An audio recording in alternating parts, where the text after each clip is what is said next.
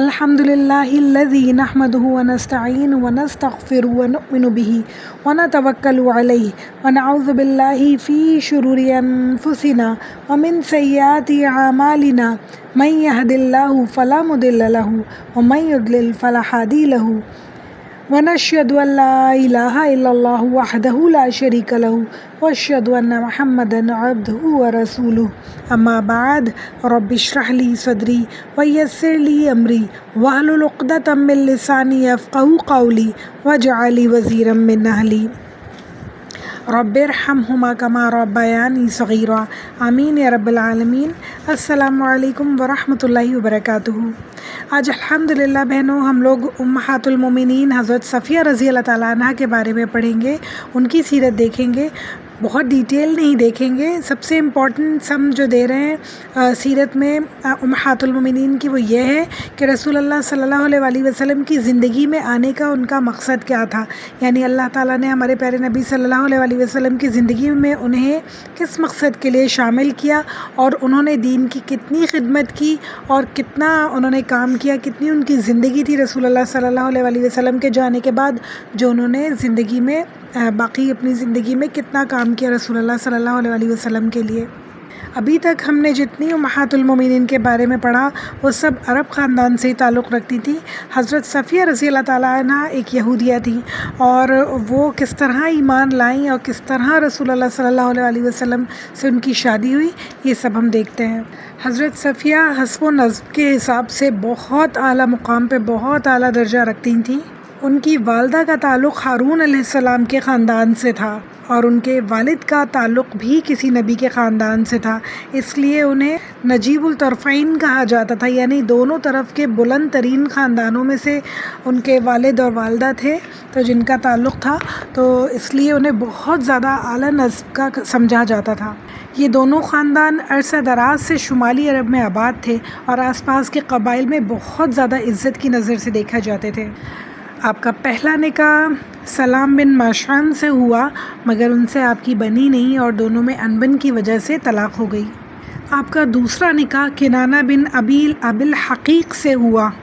جو کہ ایک بہت مشہور انسان تھا اور سردار تھا، اور بنو قریظہ سے تعلق رکھتا تھا، اور خیبر کے قلعے قموس کا حاکم تھا، یعنی وہ بھی ایک مشہور سردار تھا اور بہت امیر تھا۔ خیبر میں ویسے تو بہت زیادہ قلعے تھے، مگر قموس کا قلعہ جو تھا وہ بہت ہی مشہور اور بہت ہی زبردست تھا۔ خیبر کے بارے میں تھوڑی سی انفارمیشن دینا چاہتی ہوں میں آپ کو کہ خیبر ایک بہت ہی خوبصورت علاقہ تھا، حالانکہ چاروں طرف پہاڑیوں سے وہ گھرا ہوا تھا، وادی جیسی تھی، اور وہ بھی لاوے والی پہاڑیاں تھیں وہاں پہ، اور مگر وہاں پہ اللہ تعالیٰ کا اتنا کرم تھا کہ اللہ تعالیٰ نے 100 کے قریب چشمے دیے ہوئے تھے، اور کنویں بھی تھے، اور بہت زیادہ ہریالی تھی، کھجور، انگور، چکوترے، لیموں وغیرہ کے باغات تھے، بہت خوبصورت فصلیں وہاں پہ موجود تھیں، اور وہاں پہ یہودی قبیلے آباد تھے۔ رسول اللہ صلی اللہ علیہ وسلم کو جب پتہ چلا کہ خیبر کے رہنے والے جتنے یہودی ہیں رسول اللہ صلی اللہ علیہ وسلم کے ساتھ جنگ کی پلاننگ کر رہے ہیں اور تیاریوں میں مصروف ہیں،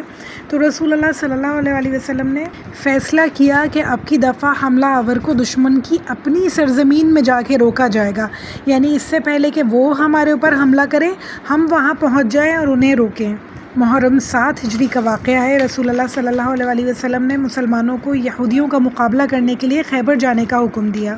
اس جنگ میں حضرت صفیہ کا بہت زیادہ نقصان ہوا، ان کے والد، ان کے بھائی اور ان کے شوہر سب کے سب مار دیے گئے۔ اس جنگ میں 93 یہودی مارے گئے اور 15 مسلمان شہید کیے گئے، اور باقی جو یہودی بچے تھے انہیں غلام بنا لیا گیا، اور جن میں عورتیں بھی شامل تھیں، جس میں حضرت صفیہ بھی شامل تھیں، انہیں غلام بنا کے مدینہ لایا گیا۔ جب مال غنیمت تقسیم ہو رہا تھا تو اس وقت صحابہ کرام نے رسول اللہ صلی اللہ علیہ وسلم سے ارشاد کیا کہ یا رسول اللہ، حضرت صفیہ رئیس ہیں اور بنو قریظہ بنو نذیر کے بہترین خاندانوں میں سے تعلق رکھتی ہیں، خاندانی وجاہت کی مالک ہیں، اس لیے وہ آپ کے لیے ہی موزوں ہیں، تو آپ انہیں اپنی غلام بنا کر رکھیے۔ رسول اللہ صلی اللہ علیہ وسلم نے یہ مشورہ قبول کیا اور حضرت صفیہ کو آزاد کر دیا، ان کو آزاد کر دیا، اور ان کو یہ کہا کہ آپ کی مرضی ہے کہ آپ واپس چلی جائیں، یا آپ کی مرضی ہے کہ آپ مجھ سے نکاح کر لیں۔ حضرت صفیہ نے رسول اللہ صلی اللہ علیہ وسلم کے نکاح میں آنا پسند کیا، اور اس طرح آپ کا اور رسول اللہ صلی اللہ علیہ وسلم کا نکاح ہوا۔ یعنی یہ بات انڈرسٹوڈ ہے کہ اس سے پہلے وہ اسلام قبول کر چکی تھیں اور پھر آپ کا رسول اللہ صلی اللہ علیہ وسلم کے ساتھ نکاح ہوا۔ مدینہ پہنچنے پر حضرت صفیہ کو حضرت حارثہ بن نعمان انصاری کے مکان پر اتارا گیا۔ ان کے حسن و جمال کا چرچا تھا۔ انصاری خواتین انہیں دیکھنے کے لیے آ رہی تھیں، ازواج مطہرات بھی انہیں دیکھنے کے لیے آئیں، ان سے ملنے کے لیے آئیں۔ تو جب واپس لوٹیں تو رسول اللہ صلی اللہ علیہ وسلم نے حضرت عائشہ رضی اللہ تعالیٰ عنہ سے پوچھا کہ عائشہ تم نے انہیں کیسا پایا؟ تو انہوں نے کہا ایک یہودیہ کو دیکھ کے آئی ہوں۔ تو رسول اللہ صلی اللہ علیہ وسلم نے فرمایا یہ نہ کہو، وہ مسلمان ہو گئی ہیں اور ان کا اسلام بہت اچھا اور بہت بہتر ہے۔ حضرت صفیہ رضی اللہ تعالیٰ عنہ فرماتی ہیں کہ مجھے رسول اللہ صلی اللہ علیہ وسلم سے اپنے باپ، اپنے بھائی اور اپنے شوہر کے قتل کے لیے بہت زیادہ بغض تھا۔ آپ مجھ سے اس کا عذر پیش کیے جاتے تھے، یعنی ایکسپلینیشنز مجھے دیتے رہتے تھے رسول اللہ صلی اللہ علیہ وسلم کہ تمہارا باپ عرب کے مختلف قبیلوں کو میرے خلاف کھڑا کر کے لے آیا تھا، وہ ایسا کرتا تھا، وہ مجھے اس طرح پریشان کرتا تھا، وہ ایسے کرتا تھا، اور انہوں نے اس طرح مجھ سے عذر پیش کیے میرے باپ کے بارے میں کہ اللہ تعالیٰ نے میری طبیعت سے ان کا کینہ دور کر دیا، یعنی میرے دل میں جو ان کے لیے کینہ تھا، بغض تھا، وہ سب دور ہو گیا۔ یعنی آپ کے سامنے آپ کے والد کو، بھائی کو اور شوہر کو قتل کیا گیا، ان کے دل سے اللہ تعالیٰ نے کینہ دور کر دیا۔ یہ سوچیں یہ اللہ تعالیٰ کے ہی کام ہے، ہمارے دل سے تو چھوٹے چھوٹے سے کینے دور نہیں ہوتے، چھوٹی چھوٹی سی کسی کی بات دور نہیں ہوتی، اتنے بڑے قتل جو ان کے سامنے کیے گئے، اللہ تعالیٰ نے ان کے دل سے اس کو دور کر دیا۔ تو اللہ تعالیٰ سے امید ہے جب اللہ تعالیٰ اتنا بڑا کینہ ایک انسان کے دل سے دور کر سکتے ہیں، وہ بھی ایک انسان تھی نا، تو اللہ تعالیٰ نے ان کا دل کتنا پاک بنایا ہوگا، کتنا خوبصورت ان کا دل ہوگا، کتنی خوبصورت ان کی طبیعت ہوگی کہ ان کے دل سے اتنا بڑا کینہ اللہ تعالیٰ نے دور کر دیا۔ تو سوچیں اللہ تعالیٰ تو ہمارے بھی وہی ہیں، اللہ تعالیٰ قادر ہیں، اگر ہم چاہیں کہ ہمارے دلوں کے کینے دور ہو جائیں تو یقین جانیں کہ اللہ تعالیٰ اس پہ قادر ہیں۔ ہمارے دلوں میں تو اتنے بڑے بڑے کینے ہیں بھی نہیں کسی کے لیے، تو اللہ تعالیٰ سے دعا گو رہے ہیں ہم سب اپنے لیے کہ اللہ تعالیٰ ہم سب کے دلوں کے کینوں کو دور کر دے، ہم سب کو مسلمانوں کے لیے بہتر بنا دے، ایک دوسرے مسلمان کے لیے ہم بہتر سوچیں، اچھا سوچیں، برائیاں ہمارے دلوں سے دور کر دے، حسد کینہ بغض ہمارے دلوں سے اللہ تعالیٰ ایک دوسرے کے لیے ہمیشہ کے لیے دور کر دے انشاءاللہ۔ اللہ تعالیٰ ہم سب کے دلوں کو بھی پاک کر دے، اسی طرح جس طرح اللہ تعالیٰ نے حضرت صفیہ کے دل کو پاک کیا۔ اب انشاءاللہ تعالیٰ ہم سب کے دلوں میں جب بھی کینہ آئے گا، جب بھی کسی کے لیے بغض اور حسد آئے گا تو فوراً اللہ تعالیٰ کو واسطہ دیں گے، اللہ تعالیٰ جس طرح آپ نے حضرت صفیہ رضی اللہ تعالیٰ عنہ کا دل پاک کیا کینے سے، ہمارا دل بھی پاک کر دیجئے، ہمارے دل کو بھی سکون دے دیجئے، ہمارے دل کو بھی اطمینان دے دیجئے، مطمئن کر دیجئے انشاءاللہ کہ ہمارے دل سے یہ بغض، کیونکہ جب انسان کے دل میں بغض ہوتا ہے نا، سب سے زیادہ وہ خود جل رہا ہوتا ہے، سب سے زیادہ وہ خود پریشان ہوتا ہے۔ تو اللہ تعالیٰ ہمارے دلوں سے یہ دور کر دیجئے تاکہ ہمارے دل سکون میں ہو جائیں اور ہم سکون کی زندگی، خوشگوار زندگی گزار سکیں انشاءاللہ۔ حضرت ابو ہریرہ فرماتے ہیں کہ جب رسول اللہ صلی اللہ علیہ وسلم نے حضرت صفیہ کے ساتھ خلوت کی تو حضرت ابو ایوب انصاری نے ساری رات آپ کے دروازے پر کاٹی۔ جب صبح ہوئی اور رسول اللہ صلی اللہ علیہ وسلم کو دیکھا تو فرمایا اللہ اکبر، اور عرض کیا یا رسول اللہ صلی اللہ علیہ وسلم، چونکہ صفیہ رضی اللہ تعالیٰ عنہ کی شادی کا نیا زمانہ تھا اور یہ نوعمر بھی ہیں، اس وقت آپ کی عمر صرف 18 سال تھی جب رسول اللہ صلی اللہ علیہ وسلم کی آپ کی شادی ہوئی، اور آپ نے آپ کے باپ، بھائی اور شوہر کو قتل کیا ہے، تو مجھے ان کی جانب سے امن نہیں تھا، یعنی مجھے خوف تھا کہ ایسا نہ ہو کہ کچھ غلط ہو جائے، اس لیے وہ پہرا دیتے رہے رسول اللہ صلی اللہ علیہ وسلم کے دروازے پہ پوری رات۔ یہ سن کر رسول اللہ صلی اللہ علیہ وسلم کو ہنسی آ گئی اور آپ نے بہت اچھی اچھی باتیں کی حضرت ابو ایوب انصاری کے بارے میں۔ ان کا دل کس حد تک چینج ہو گیا تھا یہ جاننے کے لیے ہم دیکھتے ہیں کہ حضرت سعد بن مصعب فرماتے ہیں کہ جب وہ ام المومنین کی حیثیت سے مدینہ تشریف لائیں تو حضرت فاطمہ الزہرا چند دوسری عورتوں کے ساتھ انہیں دیکھنے کے لیے آئیں، تو انہوں نے اپنے کان کے بیش قیمت بالیاں اتار کر حضرت فاطمہ کو دے دیے اور باقی عورتوں کو بھی کچھ نہ کچھ ضرور دیا۔ ایک دفعہ حضرت صفیہ رو رہی تھیں، آپ صلی اللہ علیہ وسلم نے دریافت کیا کہ صفیہ کیوں روتی ہو؟ تو انہوں نے عرض کیا یا رسول اللہ صلی اللہ علیہ وسلم، عائشہ اور حفصہ مجھے حقیر سمجھتی ہیں اور کہتی ہیں کہ ہم تم سے ازواج میں افضل ہیں، ہم رسول اللہ صلی اللہ علیہ وآلہ وسلم کی زوج ہونے کے ساتھ ساتھ آپ کی قریبی رشتہ دار بھی ہیں۔ رسول اللہ صلی اللہ علیہ وآلہ وسلم نے یہ سن کر فرمایا، تم نے یہ کیوں نہیں کہا صفیہ کہ ہارون میرے باپ ہیں اور موسیٰ میرے چچا ہیں اور محمد صلی اللہ علیہ وآلہ وسلم میرے شوہر ہیں، اس لیے تم لوگ مجھ سے کیوں کر افضل ہو سکتی ہو؟ یعنی تم نے اپنے حسب اور نسب کا انہیں کیوں نہیں بتایا کہ میں کتنے اونچے خاندان سے تعلق رکھتی ہوں، میرے بھی جو باپ ہے یعنی میری نسل میں بھی ہارون علیہ السلام اور موسیٰ علیہ السلام گزرے ہیں، تم مجھ سے کیسے افضل ہو سکتی ہو؟ وہ بھی تو نبی تھے۔ آپ ماشاءاللہ حسن صورت کے ساتھ ساتھ حسن سیرت میں بھی مالا مال تھیں، آپ کا قد کچھ کم تھا۔ تو ایک بار حضرت عائشہ نے ان کے قد و قامت کے متعلق چند الفاظ کہے، کچھ ایسے کہ ان کا قد کچھ کم ہے، ایسا کچھ کہا، تو رسول اللہ صلی اللہ علیہ وآلہ وسلم کو بہت برا لگا اور آپ نے فرمایا کہ عائشہ اگر یہ تمہارے الفاظ کسی سمندر میں ڈال دیے جاتے نا تو وہ سمندر بھی کڑوا ہو جاتا۔ ہم کیا کیا نہیں کہہ جاتے ہیں ایک دوسرے کو، اتنے برے برے الفاظ ایک دوسرے کے لیے استعمال کر جاتے ہیں جس کی کوئی انتہا نہیں ہے، حد سے زیادہ اس طرح اس کے کمپلیکشن پہ کرٹیسائز کرتے ہیں، باڈی فیچرز پہ باڈی شیمنگ اتنی زیادہ ہم لوگ کرتے ہیں، ہر قسم کی چیزیں، ہر قسم کی بات ہم ایک دوسرے کے متعلق کر لیتے ہیں اور کہتے ہیں کہ وہ ایسا ہے اسی لیے ہم کہہ رہے ہیں، یعنی اتنی کڑوی بات ہے۔ رسول اللہ صلی اللہ علیہ وآلہ وسلم کہہ رہے ہیں کہ سمندر میں ڈال دی جائے نا تو اسے بھی خراب کر دے، اسے بھی گدلا کر دے، تمہاری بات اتنی تم نے خراب بات کی ہے۔ تو جب بھی اب ہم کسی کے متعلق کچھ بھی کہنا چاہیں گے، کسی کے بارے میں کوئی بھی بات کرنا چاہیں گے، اس سے پہلے رسول اللہ صلی اللہ علیہ وآلہ وسلم کی اس حدیث کو یاد کر لیں گے کہ اتنا گناہ ہے اور اتنی بری بات ہے کسی کے بارے میں بھی کوئی نقص اگر اس کے اندر ہے اسے جتایا جائے، اسے بتایا جائے تو یہ بہت بری بات ہے۔ تو آئندہ سے ہم پوری کوشش کریں گے انشاءاللہ، اپنے دلوں میں لکھ لیں اس بات کو کہ کبھی کسی کی کوئی برائی کبھی کسی کے سامنے ظاہر نہیں کریں گے۔ حضرت صفیہ رضی اللہ تعالیٰ عنہ ایک یہودی عالم کی بیٹی تھیں اور دوسرے عالم کی بھتیجی تھیں۔ فرماتی ہیں کہ جب رسول اللہ صلی اللہ علیہ وآلہ وسلم مدینہ تشریف لائے تو میرے باپ اور میرے چچا دونوں آپ صلی اللہ علیہ وآلہ وسلم سے ملنے کے لیے گئے، بڑی دیر تک گفتگو کی، پھر جب گھر واپس آئے تو میں نے اپنے کانوں سے ان دونوں کی گفتگو سنی کہ چچا کہتے ہیں میرے والد سے، کیا واقعی وہی نبی ہے جس کی خبر ہمیں ہماری کتابوں میں دی گئی ہے؟ تو والد کہتے ہیں خدا کی قسم ہاں۔ چچا نے کہا کیا تم کو یقین ہے؟ والد نے کہا ہاں۔ چچا نے کہا پھر کیا ارادہ ہے؟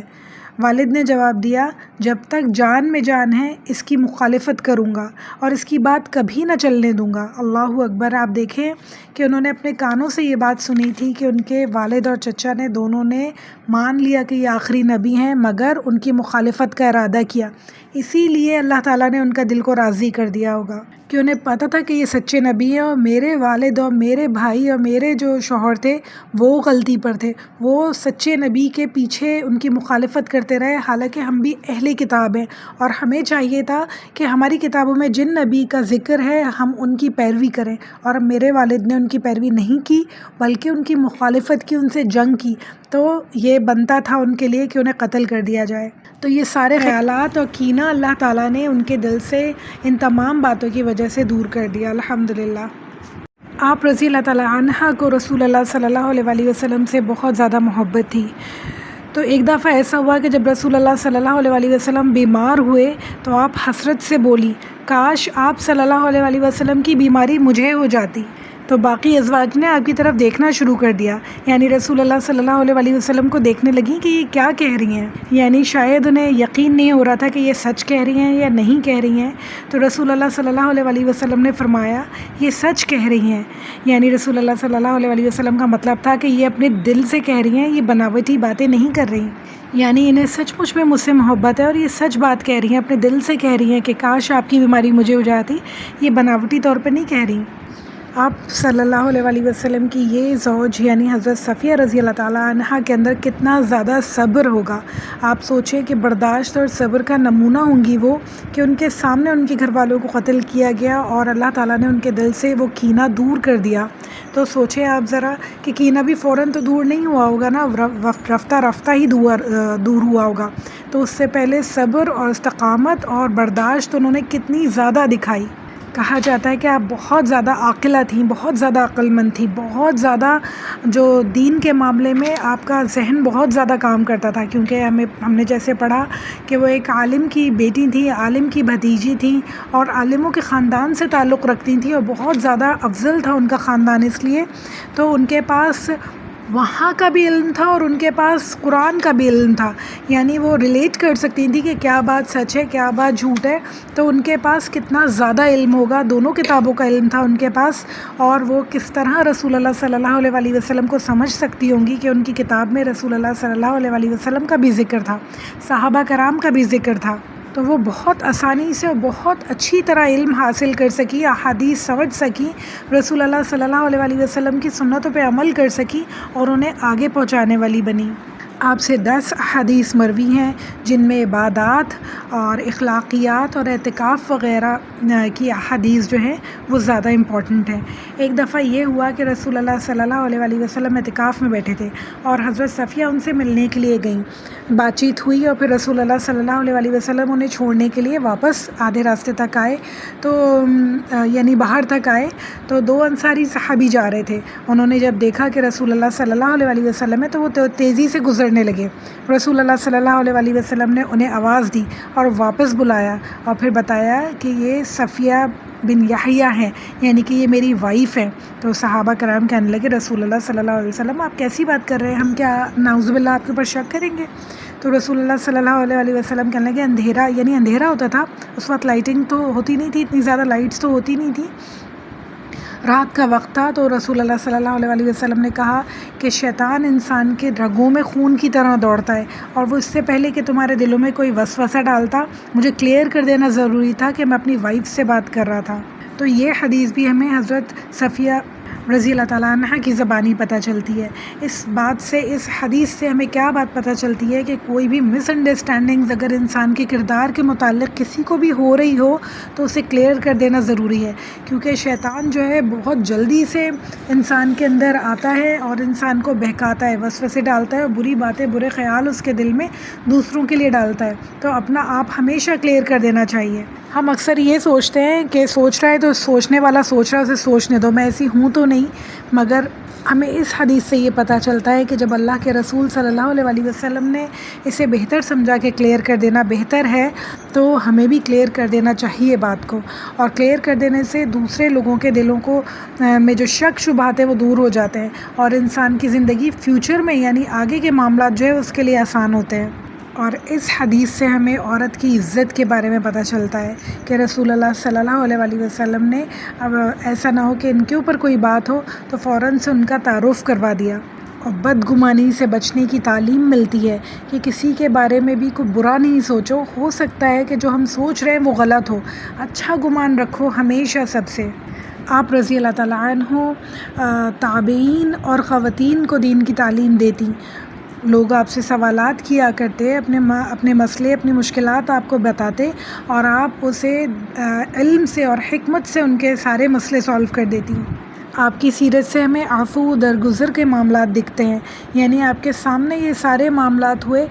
اور آپ نے اپنے دل کے کینے کو دور کرنے کی کوشش کی اور پھر سب کو معاف کرنے کی کوشش کی، اور اللہ نے آپ کی مدد کی، اور آپ نے آخری دم تک رسول اللہ صلی اللہ علیہ وسلم کا ساتھ دیا اور دین کی تبلیغ کرنے کے پورے کام کیے۔ آپ رضی اللہ تعالیٰ عنہ کی زندگی ایک اخلاقی نمونہ ہے ہم سب کے لیے، یعنی اس سے یہ پتہ چلتا ہے کہ حسب نسب جو ہے، یعنی خاندانی تعلق جو ہے، یعنی آپ یہودی خاندان سے تعلق رکھتی تھی، وہ معنی نہیں رکھتا ہے، بلکہ تعلق معنی رکھتا ہے، بلکہ تقوی معنی رکھتا ہے انسان کا۔ یہ تھی صفیہ رضی اللہ تعالیٰ عنہ۔ انہوں نے وفات 50 ہجری میں پائی، جبکہ آپ کی عمر 60 سال تھی، یعنی رسول اللہ صلی اللہ علیہ وسلم سے جب ان کا نکاح ہوا تھا تو ان کی عمر 17 سال تھی، اور 60 ایئرز میں ان کا انتقال ہوا۔ کتنی لمبی زندگی انہوں نے پائی رسول اللہ صلی اللہ علیہ وسلم کے جانے کے بعد بھی، جو ہم دیکھتے ہیں کہ تمام امہات المومنین کا ایسا ہی ہوا کہ 5 سال 6 سال 7 سال رسول اللہ صلی اللہ علیہ وسلم کے ساتھ رہیں، ان سے علم حاصل کیا، ان سے احادیث سیکھی، ان کی باتوں کو سمجھا، ازواجی تعلقات کے مسائل کو سمجھا، عورتوں کے مسائل کو ان سے سمجھا، اور پھر اس کے بعد لمبی زندگیاں پائیں، سب نے لمبی زندگیاں پائیں، تاکہ دین کو پھیلا سکے، تاکہ لوگوں کو اور تابعین تابعین کو بتا سکے کہ رسول اللہ صلی اللہ علیہ وسلم کیسے تھے، وہ ان معاملات میں کیا فرماتے تھے، ایسا مسئلہ پیش آتا تو وہ کیا کرتے اس وقت۔ تو یہ ساری باتیں رسول اللہ صلی اللہ علیہ وسلم کی انہوں نے امت کو پاس آن کی۔ ہر انسان کا دیکھنے کا، سوچنے کا، سمجھنے کا نظریہ الگ ہوتا ہے، تو اللہ تعالیٰ نے اتنی ساری ازواج مطہرات ہمارے پیارے نبی صلی اللہ علیہ وسلم کو دیں تاکہ ڈفرینٹ ٹائپ کی سوچ، ڈفرینٹ ٹائپ کے اینگل سے جب وہ دیکھیں بات کو اور ڈفرینٹ مسئلوں کو سمجھیں تو وہ ہر طرح کی ذہنیت کے لوگوں کو، ہر طرح کے عمر کے لوگوں کو مسائل سمجھا سکے اور بتا سکے۔ اللہ تعالیٰ کا کوئی بھی کام مصلحت کے بغیر نہیں ہوتا۔ یہ بہت امپورٹنٹ تھا کہ مختلف خواتین آتی ہیں، آپ دیکھیں اب یہ یہودی تھیں پہلے، پھر یہ مسلمان ہوئیں، انہیں دونوں طرح کے علم تھے، اس کتاب کا بھی علم تھا، اس کتاب کا بھی علم تھا، انہوں نے دونوں کا کمپیریزن کیا، پھر رسول اللہ صلی اللہ علیہ وسلم کو سچا جانا، ان سے اتنی محبت کی، ان کی خدمت کی، ساری زندگی ان کے ساتھ رہیں، اور پھر اس کے بعد بھی اتنے سال رسول اللہ صلی اللہ علیہ وسلم کے جانے کے بعد ان کے دین کی خدمت کرتی رہیں، ان کی باتیں لوگوں تک پہنچاتی رہیں، تو یقیناً ان کے علم کا جو لیول ہوگا وہ الگ ہوگا، دوسری ازواج سے ان کے علم کی جو اپروچ ہوگی وہ الگ ہوگی، ان کی سوچ الگ ہوگی۔ تو اللہ تعالیٰ نے اس طرح اس لیے ڈفرینٹ لوگوں کو، ڈفرینٹ قبیلے کے لوگوں کو، ڈفرینٹ عمر کی خواتین کو رسول اللہ صلی اللہ علیہ وسلم کی زندگی میں شامل کیا۔ اللہ سے امید ہے یہ باتیں ہم اچھی طرح سمجھ گئے ہوں کہ اللہ تعالیٰ نے رسول اللہ صلی اللہ علیہ وسلم کی زندگی میں زیادہ خواتین کو کیوں شامل کیا، اور زیادہ یعنی ہر ایج کی اور ہر قبیلے کی خواتین کو کیوں شامل کیا۔ تو جب بھی ہم سے اب کوئی سوال کرے گا تو ہمیں اس بات کا اچھے سے اندازہ ہوگا، اچھے سے پتہ ہوگا کہ ہمیں اس سوال کو کس طرح ہینڈل کرنا ہے اور کس طرح اس کا منہ توڑ جواب دینا ہے انشاءاللہ۔ ایک چھوٹا سا ریکیپ دیکھ لیتے ہیں۔ آپ سے رسول اللہ صلی اللہ علیہ وسلم کا نکاح 7 ہجری میں ہوا۔ آپ سے نکاح کے وقت رسول اللہ صلی اللہ علیہ وسلم کی عمر 59 ایئرز تھی اور آپ کی عمر اس وقت 17 سال تھی۔ رسول اللہ صلی اللہ علیہ وسلم سے آپ کی رفاقت 4 سال رہی، یعنی 4 سال آپ لوگ ساتھ رہے، اور آپ کی وفات کے وقت آپ کی عمر 60 ایئرز تھی۔ آپ کی وفات رمضان 50 ہجری میں ہوئی۔ آپ کی قبر جنت البقیع میں واقع ہے۔ اللہ اکبر، اللہ تعالیٰ آپ پہ بہترین سلامتیاں بھیجے ہمیشہ انشاءاللہ، اور آپ کے جیسے صبر، استقامت اور برداشت ہم سب خواتین میں اللہ تعالیٰ دے انشاءاللہ تعالیٰ۔ اب ہم پڑھتے ہیں امہات المومنین حضرت میمونہ کے بارے میں۔ آپ کا اصلی نام برہ تھا اور بعد میں میمونہ رکھا گیا جب وہ مسلمان ہوئیں، اور میمونہ کا مطلب ہوتا ہے برکت والی، اور وہ بہت زیادہ برکت والی تھیں، اس لیے ان کا نام میمونہ رکھا گیا۔ ان کا پہلا نکاح مسعود بن عمرو سے ہوا جو کسی وجہ سے طلاق ہو جانے کی وجہ سے ختم ہو گیا۔ پھر آپ کا دوسرا نکاح ابو رحم سے ہوا اور ان کا انتقال ہو گیا۔ پھر آپ کا تیسرا نکاح ہمارے پیارے نبی صلی اللہ علیہ وسلم سے ہوا 7 ہجری میں، اور یہ اس وقت ہوا کہ جب ہم نے دیکھا کہ صلح حدیبیہ ہوئی، مسلمان نہیں کر سکے عمرہ اور اگلے سال آنے کو ان کو کہا گیا، تو اگلے سال جب رسول اللہ صلی اللہ علیہ وسلم صحابہ کرام کے ساتھ عمرہ کرنے کے لیے وہاں تشریف لے کے گئے، تو ابن عباس جو رسول اللہ صلی اللہ علیہ وسلم کے چچا تھے، وہ رسول اللہ صلی اللہ علیہ وسلم کے پاس تشریف لائے اور ان سے کہا کہ آپ کی چچی یعنی حضرت عباس کی وائف جو تھی، ان کی بہن، سگی بہن ان کی جو ہے وہ بیوہ ہو گئی ہیں، وہ بہت اچھی ہیں، اور وہ 2 دفعہ یعنی ایک دفعہ ڈیورس ہو چکی ہے، ایک دفعہ بیوہ ہو چکی ہیں، تو آپ ان سے نکاح کر لیجئے، وہ لاوارث ہیں، وہ بہت پریشان ہیں اور اکیلی ہیں، تو آپ ان سے نکاح کر لیجئے تاکہ ان کی زندگی تھوڑی بہتر ہو جائے۔ تو آپ صلی اللہ علیہ وسلم نے اپنی چچا کی خواہش پہ ان سے نکاح کی بات مان لی۔ جب رسول اللہ صلی اللہ علیہ وسلم کو اور صحابہ کرام کو 3 دن ہو گئے مکہ میں، اور قریش کے لوگوں نے ان سے کہا کہ اب آپ یہاں سے جا سکتے ہیں، کیونکہ 3 دن کی اجازت تھی انہیں خالی عمرے کے لیے، تو وہ واپسی کے راستے میں مکہ سے مدینہ کی طرف 10 میل سفر کرنے کے بعد ایک جگہ آتی ہے، صرف نام ہے اس کا، وہاں ان لوگوں نے پڑاؤ کیا، اور وہاں رسول اللہ صلی اللہ علیہ وسلم کی تمام تقریبات عروسیہ ہوئیں، یعنی وہاں پہ ان کی شادی ہوئی اور وہیں ان کا ولیمہ ہوا۔ پھر آپ جو ہے حضرت میمونہ کو لے کے اپنے ساتھ مدینہ واپس تشریف لے کے آئے۔ حضرت عائشہ فرماتی ہیں ہم نے میمونہ سے زیادہ خدا سے ڈرنے والی اور صلہ رحمی کرنے والی عورت نہیں دیکھی۔ سبحان اللہ، یعنی ہمارے پیارے نبی صلی اللہ علیہ وسلم کی زندگی میں ایک بہترین اضافہ تھا، اور ہمارے پیارے نبی صلی اللہ علیہ وسلم نے حضرت میمونہ کے بعد کسی سے نکاح نہیں کیا۔ یہ ہمارے پیارے نبی صلی اللہ علیہ وسلم کی آخری وائف تھیں۔ آپ رضی اللہ تعالیٰ عنہ سے 76 احادیث مروی ہیں، اور بعض روایت کے مطابق 46 احادیث مروی ہیں، واللہ عالم۔ آپ سے جو احادیث مروی ہیں ان میں زیادہ تر احادیث غسل اور طہارت کی ہیں، تہجد کے بارے میں اور عبادات کے بارے میں، فجر کی سنتوں کے بارے میں، اور حلال اور حرام کے مسائل کے بارے میں آپ کی زیادہ تر احادیث ہمیں ملتی ہیں۔ ایک دن عبداللہ بن عباس رضی اللہ تعالیٰ عنہ جو آپ کے بھانجے تھے آپ کی خدمت میں حاضر ہوئے، لیکن ان کے سر کے بال خراب ہو رہے تھے، یعنی بنے ہوئے نہیں تھے۔ آپ رضی اللہ تعالیٰ عنہ نے ان سے پوچھا، بیٹے یہ کیا حال ہے؟ انہوں نے جواب دیا، میری بیوی ایام کی حالت میں ہے، وہی میرے سر میں کنگھی کیا کرتی تھی، لیکن اب ان سے کام لینا میرے لیے مناسب نہیں ہے۔ تو آپ نے فرمایا، بیٹا حضور صلی اللہ علیہ وسلم ہماری گود میں سر رکھ کے لیٹ جایا کرتے تھے اور قرآن پڑھا کرتے تھے، اور ہم اسی حالت میں ہوتی تھیں، یعنی اسی حالت میں ہم چٹائی اٹھا کر مسجد میں رکھایا کرتی تھیں، اور سمجھایا کہ عورتیں اس حالت میں ہوں تو ان کو چھونے سے کوئی چیز ناپاک نہیں ہو جاتی۔ یعنی آپ یہ سوچیں کہ اس وقت شروع دن تھے، ہم آج تک کچھ باتوں میں کنفیوز ہیں، اس وقت کتنی زیادہ کنفیوژنز ہوں گی، کتنی زیادہ باتیں ایسی ہوں گی جو معلوم ہونے کی بہت زیادہ ضرورت تھی۔ تو یہ ساری باتیں جو پرسنل ہوتی ہیں یہ خواتین ہی بتا سکتی تھیں۔ پھر ایک دفعہ ایسا ہوا کہ آپ کی کنیز حضرت عبداللہ بن عباس رضی اللہ تعالیٰ عنہ کے گھر گئیں تو دیکھا کہ میاں بیوی کے بچھونے دور دور بچھے ہوئے ہیں۔ خیال ہوا کہ شاید کچھ رنجش ہو گئی ہے، لیکن دریافت کرنے پر معلوم ہوا کہ حضرت ابن عباس اپنی بیوی کے ایام کے دنوں میں اپنا بستر الگ کر لیا کرتے تھے۔ تو کنیز نے آ کر یہ بات حضرت میمونہ رضی اللہ تعالیٰ عنہ کو بتائی، تو آپ نے فرمایا ان سے جا کر کہو رسول اللہ صلی اللہ علیہ وسلم کے طریقے سے کیوں اعراض کرتے ہیں، کیونکہ آپ صلی اللہ علیہ وسلم برابر ہم لوگوں کے بچھونوں پر آرام فرمایا کرتے تھے۔ سبحان اللہ۔ ایک اور چھوٹا سا واقعہ بتانا چاہتی ہوں۔ ایک عورت بیمار ہو گئی، جب حالت زیادہ خراب ہوئی تو اس نے منت مانی کہ اگر میں شفا یاب ہوئی تو بیت المقدس جا کر نماز پڑھوں گی۔ اللہ تعالیٰ کا کرنا یہ ہوا کہ وہ تندرست ہو گئی تو اس نے بیت المقدس جانے کی تیاری شروع کر دی۔ جب آپ رضی اللہ تعالیٰ عنہ کو یہ بات کی خبر ملی تو آپ نے اس سے ملنے کے لیے گئیں۔ آپ نے اسے سمجھایا کہ تم یہیں رہو اور مسجد نبوی میں نماز پڑھو، کیونکہ یہاں نماز پڑھنے کا ثواب دوسری مسجدوں میں سے نماز پڑھنے سے بہت زیادہ ہے، 1000 گنا زیادہ ہے، اور اللہ تعالیٰ بیت المقدس سے زیادہ مسجد نبوی سے محبت کرتا ہے۔ یعنی اس بات سے ہمیں یہ پتہ چلتا ہے کہ خواتین کی عام تربیت کے لیے، عام جو ذہن میں پریشانیاں ہوتی ہیں، الجھنیں ہوتی ہیں، سوالات ہوتے ہیں، ان کو حل کرنے کے لیے ان خواتین نے یعنی امہات المومنین نے کتنا بڑا کردار ادا کیا۔ روزمرہ کی الجھنیں، روزمرہ کے سوالات جو انسان کے ہوتے ہیں وہ امہات المومنین کے ذریعے اللہ تعالیٰ نے سولو کروائے۔ فجر کی سنتوں کے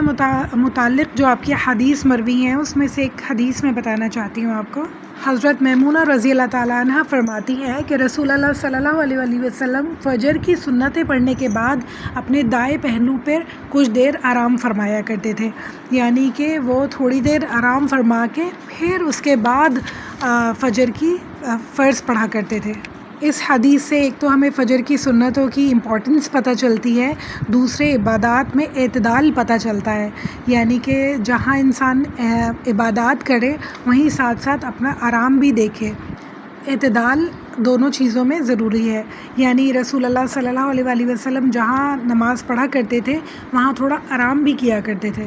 ایک غسل جنابت کی حدیث بھی دیکھ لیتے ہیں۔ حضرت میمونہ رضی اللہ تعالیٰ عنہ نے فرمایا، میں نے رسول اللہ صلی اللہ علیہ وسلم کے لیے غسل کا پانی رکھا تو انہوں نے پہلے ہاتھ دھوئے، پھر شرمگاہ دھوئی، پھر وضو فرمایا، پھر سر اور پورے جسم پہ پانی بہایا۔ اللہ اکبر! آپ دیکھیں کتنی باریکیاں ہمیں پتہ چلی، پراپر طریقے پتہ چلے غسل کے رسول اللہ صلی اللہ علیہ وسلم کی سنت کے مطابق۔ آپ صلی اللہ علیہ وسلم کے ساتھ نکاح کے وقت ان کی عمر 36 ایئرز تھی، اور آپ کا انتقال جب ہوا تو آپ کی ایج اراؤنڈ 80 ایئرز تھی، یعنی آپ دیکھیں کہ رسول اللہ صلی اللہ علیہ وسلم کے جانے کے بعد بھی وہ کتنا لمبا جی، تمام ازواج مطہرات کے طرح انہوں نے بھی بہت لمبی زندگی پائی اور کتنا زیادہ دین کا کام کیا ہوگا، روز مرہ کی زندگی انہوں نے لوگوں تک پہنچائی۔ اور اگر یہ ازواج مطہرات کی تعداد نہ ہوتی ہمارے پاس تو یہ پوری زندگی ہماری جو ایک ایک چھوٹی چھوٹی بات ہمیں آج پتہ ہے اپنی زندگی گزارنے کے لیے ہمیں نہ پتہ چل پاتی۔ تو ان کا کام بہت بڑا تھا، بہت زیادہ ان لوگوں نے ایفرٹس کی، پوری زندگیاں لگا دی رسول اللہ صلی اللہ علیہ وسلم کی سنتیں ہم تک پہنچانے کے لیے۔ رسول اللہ صلی اللہ علیہ وسلم کے ساتھ آپ کی رفاقت 3 سال رہی، یعنی 3 سال کی مدت میں انہوں نے رسول اللہ صلی اللہ علیہ وسلم سے اتنی ساری تعلیمات حاصل کی، اتنا سارا علم اور حکمتیں حاصل کی، اور پھر پوری زندگی انہوں نے لوگوں تک رسول اللہ صلی اللہ علیہ وسلم کا دین پہنچایا، اللہ تعالیٰ کا دین پہنچایا۔ آپ کی وفات 51 ہجری میں ہوئی اور آپ کی قبر مبارک صرف کے مقام پر ہی ہے، یہاں جہاں آپ کا نکاح ہوا تھا وہیں آپ کی قبر مبارک موجود ہے۔ یہ تھی ہماری پیاری امہات المومنین، ام المومنین حضرت مومنہ رضی اللہ تعالیٰ عنہ۔ اور ہماری لاسٹ امہات المومنین حضرت ماریہ قبطیہ کے بارے میں اب ہم پڑھتے ہیں۔ ماریہ قبطیہ کے بارے میں پڑھتے ہیں تو حضرت ماریہ قبطیہ سے نکاح رسول اللہ صلی اللہ علیہ وسلم کا جو ہوا، اور پوری ڈیٹیلز جو ہیں وہ کچھ یہ ہیں کہ رسول اللہ صلی اللہ علیہ وسلم نے تمام علاقوں کے بادشاہوں کو، سفیروں کو، سرداروں کو اسلام کی دعوت کے لیے خطوط بھیجے۔ اس میں ایک خط انہوں نے مقوقس کو بھی بھیجا جو مصر کا سردار تھا، قبطی قوم سے تعلق رکھتا تھا، اور جب اسے رسول اللہ صلی اللہ علیہ وسلم نے اپنا خط بھیجا اور اس میں اسلام کی دعوت دی تو اس نے کہا کہ مجھے یقین ہے کہ اللہ تعالیٰ ایک نبی اور بھیجنے والے ہیں، مگر وہ شام سے آنے والے تھے، تو پتہ نہیں کہ آپ وہ نبی ہیں یا نہیں ہیں، مگر میں آپ کی اور آپ کے دین کی عزت کرتا ہوں، اور میں اسلام تو قبول نہیں کر رہا مگر ایک اپنی طرف سے ہدیہ بھیج رہا ہوں آپ کو۔ تو اس نے ہدیے میں 2 خواتین کو بھیجا، ایک تو حضرت ماریہ کو اور ایک ان کی بہن کو۔ رسول اللہ صلی اللہ علیہ وسلم کے پاس ہدیے میں یہ دونوں خواتین آئیں تو رسول اللہ صلی اللہ علیہ وسلم نے حضرت ماریہ کو اپنے لیے رکھ لیا، اور جو ان کی بہن تھی وہ دوسرے صحابی کو انہیں ہدیہ کر دیا۔ آپ صلی اللہ علیہ وسلم نے انہیں محبت، عزت اور بہت اعلیٰ مقام عطا فرمایا۔ ان کے بارے میں حضرت عائشہ رضی اللہ تعالیٰ عنہ فرماتی ہیں کہ مجھے کسی عورت کا آنا اس قدر ناگوار نہ گزرا تھا جتنا ماریہ کا آنا گزرا تھا، کیونکہ وہ بہت حسین اور جمیل تھیں اور رسول اللہ صلی اللہ علیہ وسلم کو بہت پسند آئی تھیں۔ آپ عیسائی تھیں اور پھر بعد میں مسلمان ہو گئی تھیں۔ رسول اللہ صلی اللہ علیہ وسلم کے نکاح کے وقت آپ مسلمان ہو چکی تھیں۔ رسول اللہ صلی اللہ علیہ وسلم کے صاحبزادے آپ کی ہی کوکھ سے پیدا ہوئے جن کا نام ابراہیم رکھا گیا، اور وہ 17 یا 19 ماہ زندہ رہے اور اس کے بعد آپ کا انتقال ہو گیا۔ آپ کے انتقال پہ رسول اللہ صلی اللہ علیہ وسلم اور حضرت ماریہ رضی اللہ تعالیٰ عنہ بہت زیادہ غمگین تھے، وہ تو زار و قطار روتی تھی، اور رسول اللہ صلی اللہ علیہ وسلم کی آنکھوں سے بھی آنسو بہہ جاتے تھے، اور آپ فرماتے تھے دل تو غمگین ہے اور آنکھوں سے آنسو بہہ رہے ہیں، مگر زبان اللہ تعالیٰ کی فرما بردار رہے گی، اور وہی صرف زبان سے نکلے گا جو اللہ تعالیٰ جس سے راضی ہوں، یعنی کوئی ناشکری کے کلمات میری زبان سے کبھی نہیں نکلیں گے۔ آپ دیکھیں کتنی زیادہ سخت زندگی تھی ہمارے پیارے نبی صلی اللہ علیہ وسلم کی، جو بیٹا ہوا وہ بھی وفات پا گئے اتنی کم عمری میں، تو رسول اللہ صلی اللہ علیہ وسلم کو ہر طرح سے اللہ تعالیٰ نے ٹیسٹ کیا۔ زندگی میں اتنی ساری خواتین بھیجی، ہم سمجھتے ہیں یہ آسان ہوگا انہیں ہینڈل کرنا، بالکل بھی آسان نہیں ہوتا۔ ہم دیکھتے ہیں کہ ایک عورت ہینڈل کرنا کتنا مشکل ہے خواتین کو، ہے آج کل اگر ہم دیکھیں کہ مرد حضرات کو کتنا زیادہ مشکل ہوتا ہے ایک گھر کو چلانا، ان کے بچوں کو دیکھنا، ان کی پرورش کرنا، ان کی تربیت کرنا، اتنی ساری خواتین، پھر سب کے حجروں کا خیال رکھنا، سب کے جو اخراجات ہیں ان کا خیال رکھنا، سب کی ضرورتوں کا خیال رکھنا، سب کے موڈز کا خیال رکھنا، سب کی پسند ناپسند کا خیال رکھنا، کتنا مشکل کام ہے۔ تو رسول اللہ صلی اللہ علیہ وسلم کو بہت زیادہ ایفرٹس کرنی پڑی ہوں گی ان سب خواتین کے ساتھ رہنے کے لیے۔ الگ الگ مزاجوں کی، الگ الگ عمروں کی، الگ قبیلوں کی خواتین تھیں، تو ان سب کے ساتھ ایڈجسٹ کرنے میں، ان سب کو خوش رکھنے میں کتنی ایفرٹس کرنی پڑی ہوں گی۔ اور پھر اس کے بعد جو خوشی آئی رسول اللہ صلی اللہ علیہ وسلم کے پاس، وہ بھی اللہ تعالیٰ نے ان سے لے لی، اور ہم جانتے ہیں کہ اس کے پیچھے بہت زیادہ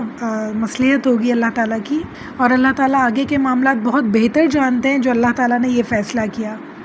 تو جو لب لباب ہے اس بات کا وہ یہ ہے کہ جس طرح ہمارے پیارے نبی صلی اللہ علیہ وسلم اللہ تعالیٰ کے ہر فیصلے پہ سر جھکاتے رہے، ہم سب کو بھی اللہ تعالیٰ کے ہر فیصلے پر سر جھکانا چاہیے، اللہ تعالیٰ کی ہر بات کو اسی طرح سننا چاہیے جیسے ہمارے پیارے نبی صلی اللہ علیہ وسلم نے سنی۔ کوئی غم آئے، کوئی خوشی آئے، ایسے ہی ہمارے ری ایکشنز ہونے چاہیے جیسے ہمارے پیارے نبی صلی اللہ علیہ وسلم کے تھے۔ ہم نے امہات المومنین کی پوری زندگی پڑھی،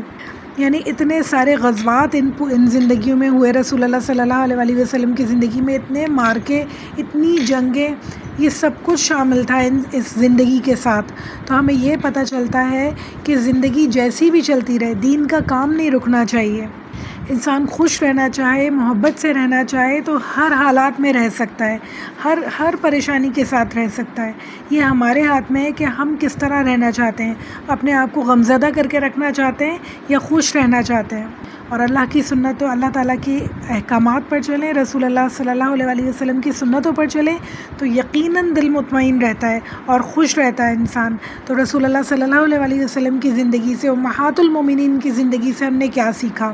سب سے بڑی خوبی تمام امہات المومنین کی جو تھی وہ ایمان تھا اور ان کا تقویٰ تھا، یعنی ہر حالت میں ان کا ایمان اتنا اسٹرانگ رہا اللہ تعالیٰ کے اوپر، اللہ کے رسول صلی اللہ علیہ وسلم پر، اور ان کا تقویٰ اتنا زیادہ تھا، اللہ تعالیٰ سے ڈر ان کا اتنا زیادہ تھا، اللہ تعالیٰ سے محبت، رسول اللہ صلی اللہ علیہ وسلم سے محبت اتنی زیادہ تھی کہ ان کے جانے کے بعد بھی وہ مرتے دم تک دین کا کام کرتی رہیں، رسول اللہ صلی اللہ علیہ وسلم کے دین کو اس طرح پھیلاتی رہیں جیسے وہ چاہتے تھے اور جیسے اس کا حق تھا۔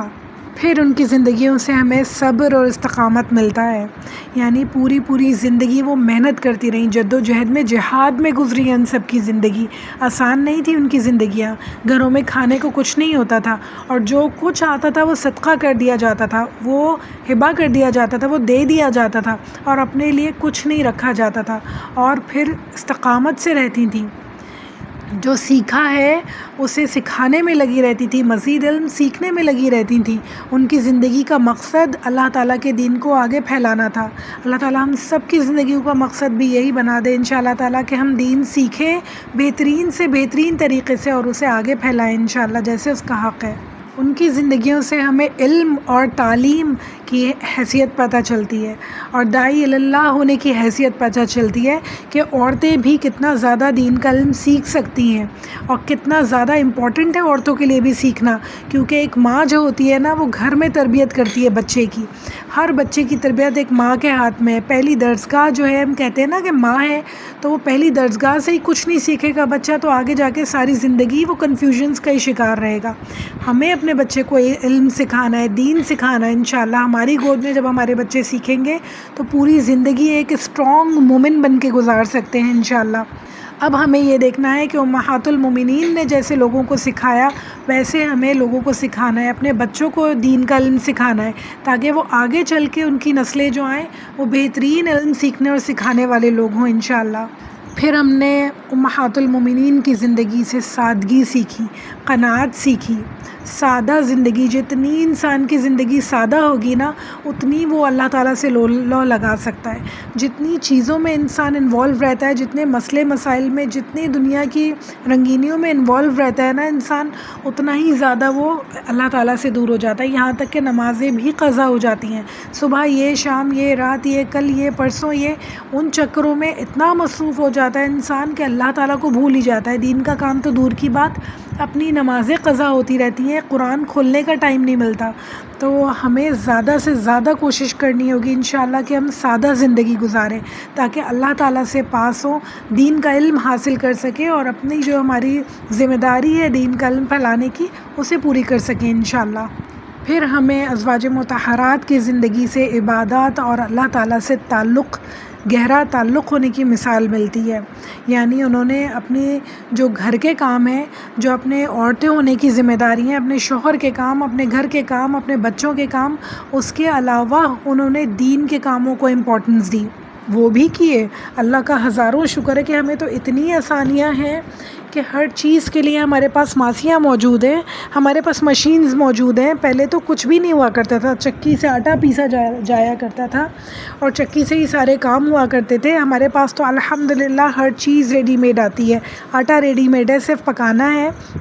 اتنی آسانیاں جب اللہ تعالیٰ نے دی ہیں تو ہماری موٹیویشن اللہ تعالیٰ کے دین کے کام کرنے کے لیے تو ڈبل ٹرپل ہونی چاہیے انشاءاللہ تعالیٰ، اور ہماری ہمت اور حوصلے بہت زیادہ بڑھے ہوئے ہونے چاہیے۔ اللہ تعالیٰ ہمیں توفیق عطا فرمائے کہ ہم موٹیویشن حاصل کریں ان لوگوں کی زندگی سے کہ اتنی سخت زندگی میں، اتنی گرمی میں، اتنے سخت حالات میں، اتنی محنت مشقت میں، اتنی جنگیں ہو رہی ہیں، اتنی غزوات ہو رہی ہیں، ان سب میں وہ دین کا کام کرتے رہے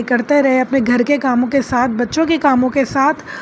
وہ دین کے کام کو بھی انہوں نے اتنی ہی امپورٹنس دی، اور وہ سب کام دین کے کرتے رہے۔ اللہ تعالیٰ ہم سب کو توفیق دے کہ ہم اپنے گھروں کے کاموں میں ایسے نہ ڈوب جائیں، ہم اپنے گھروں کی صفائیوں میں، کچنوں میں ایسے محو نہ ہو جائیں کہ اللہ تعالیٰ کو بھول جائیں، اللہ تعالیٰ کے دین کو بھول جائیں۔ اللہ تعالیٰ ہم سب کو توفیق دے کہ ہم دین کے کاموں کو بھی اتنی امپورٹنس دیں، سیکھیں اسے، اور پوری جان سے، پورے دل سے سیکھیں کہ ہمیں سیکھنا ہے، یہ ہماری ذمہ داری ہے، اور ہمیں آگے سکھانا ہے انشاءاللہ۔ جب ہم یہ پکا ہیڈ کر لیں گے نا تو انشاءاللہ آسان ہوتا چلا جائے گا۔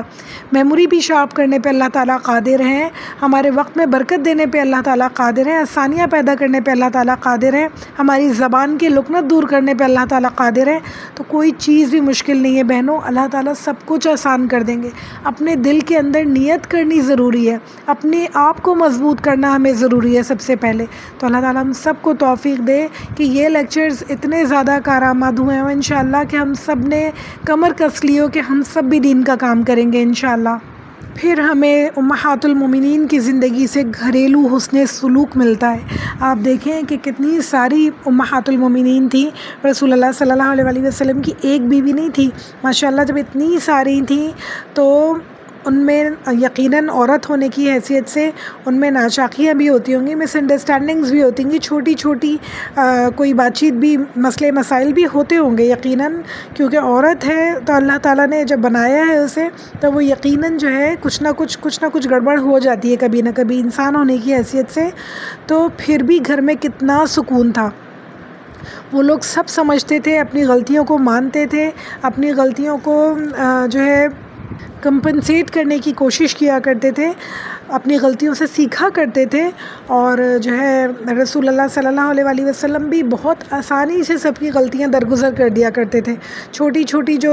شرارتیں ہوتی تھی، مسٹیکس ہم نے بہت ساری پڑھی ہیں حضرت عائشہ کی رضی اللہ تعالیٰ عنہ کی، تو رسول اللہ صلی اللہ علیہ وآلہ وسلم ہنستے کھیلتے انہیں درگزر کر دیا کرتے تھے، اور خواتین بھی ایک دوسرے کی باتوں کو ہنستے کھیلتے درگزر کر دیا کرتی تھیں۔ گھر میں جو پریشانیاں ہوتی تھیں انہیں ہنستے کھیلتے درگزر کر دیا کرتے تھے، ایک دوسرے کے ساتھ محبت کا سلوک رکھتے تھے، حسن سلوک رکھتے تھے، اچھے تعلقات رکھتے تھے۔ تو اللہ تعالیٰ ہم سب کو توفیق عطا فرمائے کہ ہم سب اپنے گھروں میں ایک دوسرے کے ساتھ اچھے تعلقات رکھیں، نرمی سے، محبت سے بات کریں، عفو درگزر سے کام لیں، جو غلطیاں کسی سے ہو جاتی ہیں انہیں اگنور کرنے کی کوشش کریں، اور گھر میں مسئلے مسائل پیدا کرنے والے نہ بنیں ہم میں سے کوئی بھی انشاءاللہ۔ تو میری پیاری بہنوں، ہم سب کے لیے امہات المومنین کی زندگیاں ایمان، اخلاق اور عمل کا بہترین نمونہ ہے۔ ان تمام عظیم خواتین نے اپنی زندگیاں صبر کے ساتھ، استقامت کے ساتھ، محبت کے ساتھ، تقوی، علم، سادگی کے ساتھ گزاری۔ اللہ تعالیٰ ہم سب کو توفیق دے کہ ہم بھی اپنی زندگیوں میں یہ ساری چیزیں شامل کریں انشاءاللہ۔ اللہ سے امید ہے کہ ہم ان کی سیرت سے یہ سبق حاصل کریں کہ ہم سب کو اللہ تعالیٰ صبر دے، اللہ تعالیٰ کی اطاعت، رسول اللہ صلی اللہ علیہ وآلہ وسلم کی اطاعت، رسول اللہ صلی اللہ علیہ وآلہ وسلم کی سنتوں کی پیروی کی توفیق عطا فرمائے۔ یہ ان کی سیرت آج تک جو محفوظ ہے نا، وہ اس لیے ہی ہے کہ ہم اسے پڑھیں اور اسے اپنی زندگی کا محور بنائیں، اپنی زندگی اپنے اس کے حساب سے گزارنے کی کوشش کریں انشاءاللہ۔ اور یقین کریں بہنوں، ہم اپنی زندگیاں ان کے حساب سے بنانے کی کوشش کریں گے، جیسی سادہ ان کی زندگیاں تھیں، جیسے تقوی والی، صبر والی، استقامت والی ان کی زندگیاں تھیں، ہم ان پہ چلنے کی کوشش کریں گے، اس طرح دین کا کام کرنے کی کوشش کریں گے، علم سیکھنے کی، سکھانے کی انشاءاللہ کوشش کریں گے، اللہ کی راہ میں جد و جہد کرتے رہیں گے، جہاد کرتے رہیں گے، اپنی کمفرٹ زون سے نکل کے اللہ کے لیے کچھ کرنا چاہیں گے۔ اللہ تعالیٰ ہماری زندگیاں آسان بنا دیں گے، اور مینیجیبل ہو جائیں گی چیزیں، اور آسانی سے ہمارے کام سارے ہونے لگیں گے، لوگوں کے دل بھی نرم ہو جائیں گے، ہمارا دل بھی نرم لوگوں کی طرف سے ہو جائے گا، لوگوں کے لیے ہو جائے گا، اور انشاءاللہ اتنی بہتر زندگی ہو جائے گی، اتنی خوبصورت زندگی ہو جائے گی کہ ہماری سوچ ہے۔ اللہ تعالیٰ ہم سب کو توفیق عطا فرمائے، اور ہم سب کو انشاءاللہ بہترین دین کا کام کرنے والا بنائے، دین کا داعی بنائے انشاءاللہ۔ اللہ تعالیٰ تمام امہات المومنین پہ اپنی بہترین رحمتیں اور برکتیں نازل فرمائے، اور اللہ تعالیٰ ہم سب خواتین پر بھی اپنی بہترین رحمتیں برکتیں نازل عطا فرمائے انشاءاللہ، اور اس دنیا میں بھی آخرت میں بھی ہم سب کو عزت عطا فرمائے۔ اللہ تعالیٰ ہم سب خواتین سے دین کا کام لے لے انشاءاللہ۔ ربی اعنی علی ذکرک و شکرک و حسن عباداتک، ربنا تقبل منا انک انت السمیع العلیم وتب علینا انک انت التواب الرحیم۔ صلی اللہ تعالی علی خیر خلقہ و ازواجہ و ذریتہ اجمعین برحمتک یا ارحم الراحمین۔ السلام علیکم ورحمۃ اللہ وبرکاتہ۔